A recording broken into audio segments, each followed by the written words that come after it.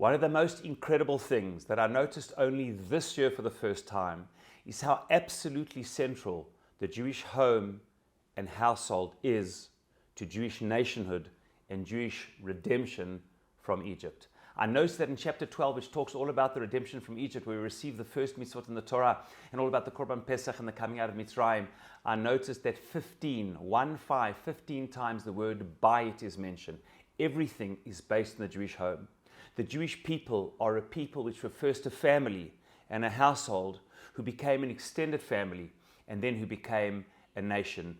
And specifically now, at the birth of the Jewish people, we dare not lose ourselves in the multitude of political and national revolutions without understanding that the crucible, the very cradle of Jewish civilization, according to the Torah, is the family, which becomes extended to the people, which becomes part and the essence of the Jewish story. And you see, it is ubiquitous, it is everywhere.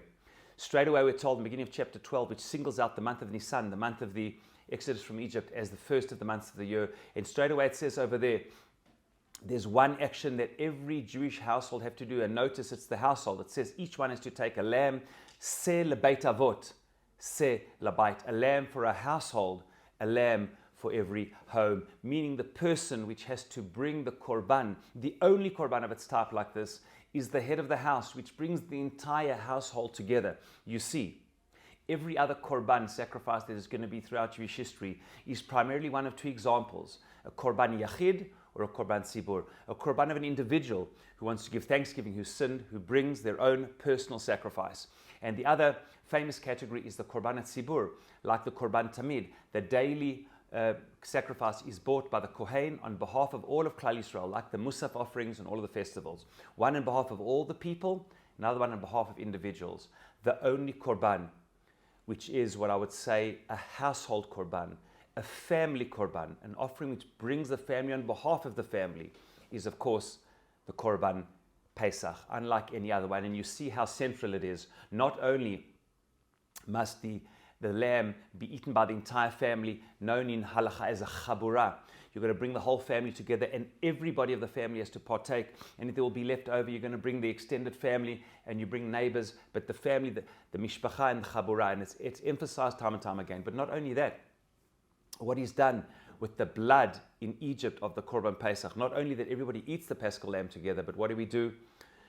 So central to the story, we take the blood, and it says we put it on the bayit. Every Jewish household put blood on the mezuzot, the sides of the home, and the mashkof, and on the lintel. Why? In order that when, and here's the essence of the Chag, that when the Malach HaMavet, when Hashem sent the destruction of the firstborn of Egypt, where it was a destruction of the lo haya sham bayit shelo haya sham met, that when the Egyptian homes were destroyed, after every single thing was attempted, every single plague, to affect the Egyptian water supply, the Nile, and the economy, and the bodies, only then the worst thing, because Pharaoh would simply not let them go, was to attack every Egyptian household, that there would be in every Egyptian household somebody, the terrible plague of somebody dying in every household, attacking the Egyptian household, the foundations, because they would not let the Jewish family and Jewish nation go. And what was the sign, incredibly, of all the things Hashem chooses? He says that the Jews need to take is a bit of blood, put it on the mezuzot, ufasachti al batei b'nei Israel. And the word Pesach, I will pass over the homes of the Jewish people, meaning what protects you is the home and the family.